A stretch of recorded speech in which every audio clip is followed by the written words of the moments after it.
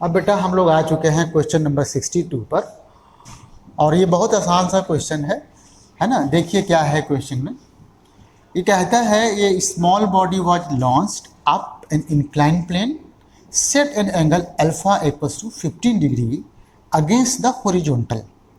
मतलब ये है कि ये हमारा कोई इंक्लाइन प्लेन है जो हॉरिजॉन्टल से अल्फा मतलब कि 15 डिग्री एंगल बना रहा है।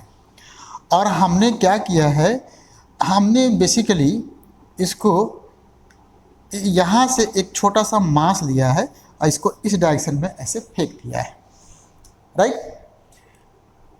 अगला स्टेटमेंट है find the coefficient of friction. चलिए कोफिशिएंट ऑफ फ्रिक्शन हमको निकालना है। म्यू इज इक्वल टू कितना हुआ भाई, if the time of ascent is 2.0 times less than the time of descent. Time of ascent less है कितना, इटा इक्वल्स टू 2.0 टाइम्स। तो पहले इसको समझो, तुमने यहाँ से ब्लॉक को ऊपर की तरफ फेंक दिया अलोंग द प्लेन।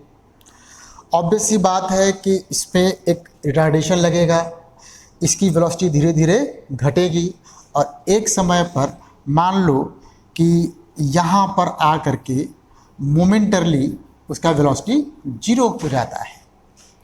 तो यहाँ से यहाँ तक जाने में जो समय लगा उसको हम टाइम ऑफ असेंट बोलेंगे, और हमने उसको टाइम ऑफ असेंट हमने उसको TA से ऐसे डिनोट कर दिया है। ये पहली बात। अब सोचिए यहाँ के बाद क्या होगा। अब चूंकि वेलोसिटी इसका 0 है तो अब वापस, अच्छा रिटार्डेशन अभी लग ही रहा है, तो अब वो वापस नीचे की तरफ गिरना स्टार्ट करेगा और फाइनली वो यहाँ से अपने पुराने पोजीशन पर पहुँच जाएगा। और यहाँ से पुराने पोजीशन तक पहुँचने में जो समय लगा उसको हम टाइम ऑफ डिसेंट बोल रहे हैं। तो दूसरा हो गया हमारा टाइम ऑफ डिसेंट, राइट। इसको हम TD से डिनोट कर दे रहे हैं। चलिए, और हमारा कंडीशन दिया हुआ है कि टाइम ऑफ एसेंट जो है टाइम ऑफ डिसेंट से कितना, इटा टाइम्स कम है। तो टाइम ऑफ डिसेंट से इटा टाइम्स कम है, ये हमारे पास कंडीशन दिया हुआ है। अब क्वेश्चन में देखिए क्या है कि जब ये ऊपर जाएगा तो उसमें रिटार्डेशन जो लगेगा है ना, मतलब इस डायरेक्शन में जो एक्सेलरेशन लगेगा वो क्या होगा। तो मैं पहले निकालता हूँ। देखिए ये बनाया हमने फिर से ऐसे पिक्चर। चलिए ये मान लेते हैं कि मेरा ब्लॉक जब ऊपर जा रहा था उस वक्त उसमें मतलब किसी मोमेंट पर ये यहाँ पे था, इसका मास हमने m मान लिया। तो इस पे कितने फोर्सेज लगेंगे, एक फोर्स लगेगा mg और एक फोर्स लगेगा नॉर्मल। और ऑब्वियस सी बात है कि जब तीसरा फोर्स जो होगा वो फ्रिक्शन लगेगा। किधर की तरफ, हमारा ब्लॉक तो ऊपर की तरफ जा रहा है तो फ्रिक्शन तो ऑब्वियसली रिलेटिव मोशन को अपोज करता है, इस डायरेक्शन में आपका फ्रिक्शन भी लग जाएगा। अब सोचिए कि ये एंगल आपका अल्फा है। आपने क्या किया है, आपने बेसिकली इस mg का इधर की तरफ एक कंपोनेंट निकाला, तो ये हो गया mg साइन अल्फा। ये सब आप जानते हैं इसी तरीके से, है ना। अच्छा, इस mg का जो है इधर एक कंपोनेंट हो जाएगा mg कॉस अल्फा, राइट। और mg cos alpha obviously n के बराबर हो गया, तो n इक्वल टू आपका mg कॉस अल्फा आ गया। और फ्रिक्शन कितना हो जाता है, फ्रिक्शन होता है म्यू इंटू n की वैल्यू रख दीजिए, ये हो जाएगा mg cos alpha into mu, ये हो गया आपका फ्रिक्शन। अब फ्रिक्शन और mg साइन अल्फा दोनों एक ही डायरेक्शन में पॉइंटेड है, तो हमारे बॉडी पे जो नेट फोर्स लगा उसको हम लिखेंगे ma and that will be mg sine alpha plus mg cos alpha into mu. तो यहाँ से निकल जाएगा a equals to g sine alpha plus mu g cos alpha. देखिए ये वाला यहाँ से निकल गया आपका। मतलब कि जब हमारी बॉडी इंक्लाइन प्लेन के अलोंग ऊपर चढ़ेगी उस वक्त उस पर रिटार्डेशन लगेगा इतना। अब सोचो कि अगर यहाँ से यहाँ तक का लेंथ है L तो टाइम ऑफ एसेंट के लिए क्या फार्मूला बनेगा हमारा? बहुत आसान सा है, वो हम लोग बहुत बार कर चुके हैं।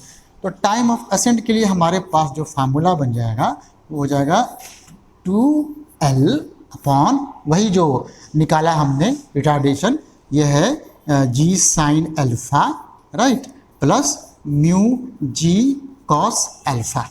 ये हो गया हमारा दूसरा इंफॉर्मेशन। अब चले जाइए वापस से, जब मेरा ये ब्लॉक नीचे की तरफ गिरेगा तो उस वक्त देखो जो फ्रिक्शन होता है वो हमेशा रिलेटिव मोशन को अपोज करता है। तो चूंकि हमारा ब्लॉक का मोशन का डायरेक्शन इधर हो गया, तो अब फ्रिक्शन का डायरेक्शन किधर हो जाएगा? उधर की तरफ हो जाएगा, है ना, मतलब बदल जाएगा, रिवर्स हो जाएगा कह लीजिए। तो उस केस में जब हमारा ब्लॉक डिसेंड करेगा, उस केस में उसका जो एक्सेलरेशन हो जाएगा वो कुछ इस टाइप से हो जाएगा ना, कितना? a equals to g sine alpha minus mu g cos alpha. तो मैं अब ये भी लिख दे रहा हूँ यहाँ पे, time of descent equals to 2L, क्योंकि लेंथ वापस उतना ही चलना है, अपॉन ये जी sine alpha minus mu g cos alpha.